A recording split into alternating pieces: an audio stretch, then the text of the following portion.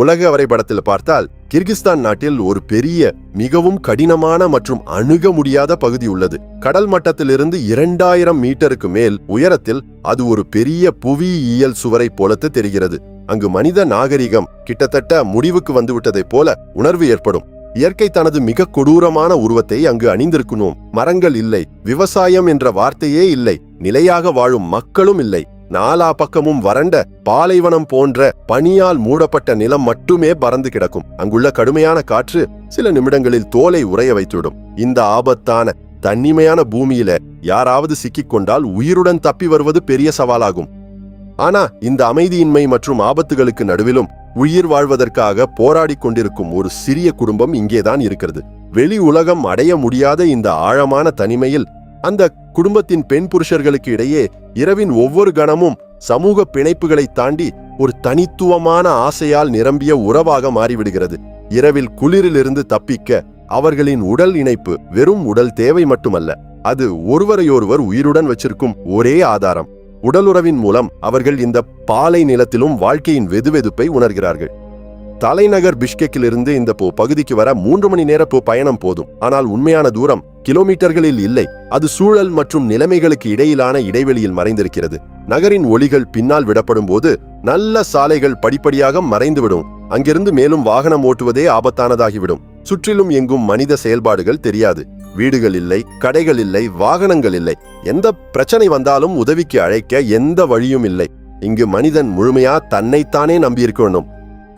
இந்த மலைகளுக்கு நடுவே ஒரு சாதாரண குடிசை தெரியுது. வெளியிலிருந்து பார்த்தால் அது தற்காலிக கட்டிடம் போலத்தான் தோணும். ஆனால் உள்ளே ஒரு முழு குடும்பம் வசிக்குது. இதுதான் அவர்களின் வீடு. வீட்டில மின்சார இணைப்பு இல்லை, நீர்க்குழாய் இல்ல, கேஸ் இணைப்பு இல்ல, மொபைல் நெட்வொர்க்கும் வேலை செய்யாது. வெளி உலகத்தோடு அவர்களின் தொடர்பு கிட்டத்தட்ட முழுமையாக துண்டிக்கப்பட்டு விட்டது.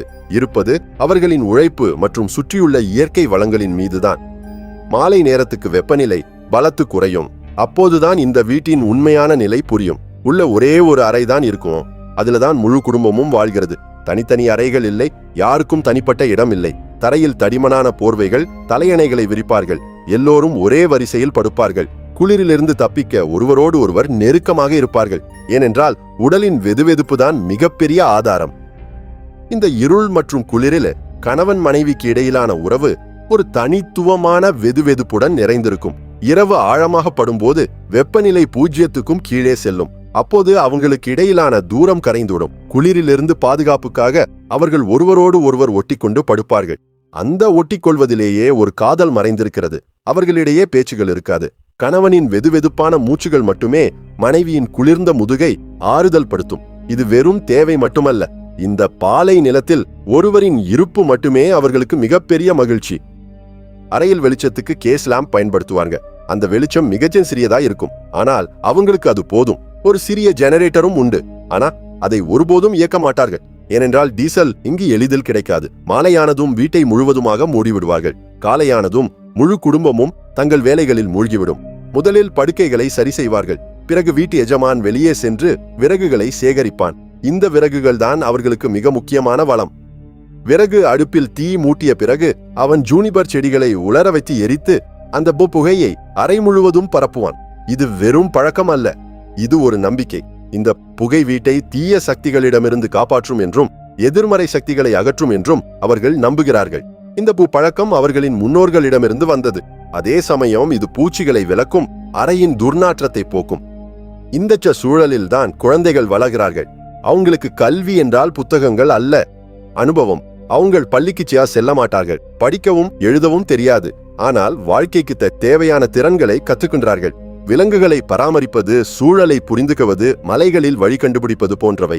அவங்களின் முழு வாழ்க்கையும் இந்த வரையறுக்கப்பட்ட எல்லைக்குள்ளுதான் கழியுது. அவங்களுக்கு நண்பர்கள் இல்லை, டிஜிட்டல் உலகம் இல்லை. அவர்களின் சமூக வாழ்க்கை குடும்பத்தோடு மட்டுமே முடிஞ்சுடுகிறது. வீட்டில் அம்மா முழு நாளும் தொடர்ச்சியா வேலை செய்கிறா. காலையில டீ தயாரிக்கிறா. இந்த குளிரில் அது உடலை வெதுவெதுப்பா வைக்கும் ஒரு கருவி. காலை உணவில பொதுவா இறைச்சி சூப், நூடுல்ஸ் இருக்கும். இங்கு காய்கறிகள், பழங்கள் கிட்டத்தட்ட கிடைப்பதில்லை. அவர்களின் முழு உணவும் கால்நடைகளின் மீதுதான் அமைந்திருக்கிறது. இறைச்சி, பால், அவற்றிலிருந்து தயாரான பொருட்களே அவர்களின் தேவைகளை நிறைவேற்றுகின்றன. இந்த குடும்பத்திடம் பல வகையான விலங்குகள் உள்ளன. மாடுகள், குதிரைகள், ஆடுகள், ஒட்டகங்கள், கோழிகள். இந்த விலங்குகள் வெறும் உணவு மட்டுமல்ல, அவர்களின் வருமானத்துக்கும் முக்கிய ஆதாரம். அவர்கள் அவற்றை பராமரிக்கிறார்கள், பால் கறக்கிறார்கள், சரியான நேரத்தில் விற்று பணம் சம்பாதிக்கிறார்கள். காலை உணவுக்கு பிறகு நாளின் மிக கடினமான வேலை தொடங்குகிறது. வீட்டு எஜமான் தன் மகன்களை அருகில் உள்ள கிராமத்துக்கு டீசல் மற்றும் தேவையான பொருட்களை எடுத்து வர அனுப்புகிறான். அவர்கள் குதிரைகளில் பல கிலோமீட்டர்கள் பயணிக்கிறார்கள். பாதை எளிதானதல்ல, நல்ல சாலை இல்ல, மலை காட்டுப்பு பாதைகள் மட்டுமே. அவர்கள் வரைபடம் இல்லாமல், நவீன கருவிகள் இல்லாமல், தங்கள் அனுபவத்திலிருந்தும் மலைகளின் வடிவத்திலிருந்தும் ஆறுகளின் திசையிலிருந்தும் வழியை நினைவில் வைத்துக் கொள்கிறார்கள். வீட்டில் மீதமுள்ள உறுப்பினர்கள் தங்கள் வேலைகளில் ஈடுபட்டிருப்பார்கள். அம்மா விலங்குகளின் பால் கறப்பாள், ஆண்கள் அவற்றை மேய்ச்சலுக்கு அழைத்துச் செல்வார்கள். முழு நாளும் இதே வேலை நடக்கும். சமைத்தல், தண்ணீர் கொண்டு வருதல், விலங்குகளை பராமரித்தல், வீட்டை பார்த்து கொள்ளுதல். இங்கு ஓய்வு நேரம் இருக்காது. ஒவ்வொரு கணமும் வேலையோடு பிணைக்கப்பட்டிருக்கும். மதிய நேரத்துக்கு சூரியன் கொஞ்சம் உயர்ந்து வரும். ஆனால் இங்கு வெயில் என்றால் குளிர் கொஞ்சம் குறைவது மட்டுமே.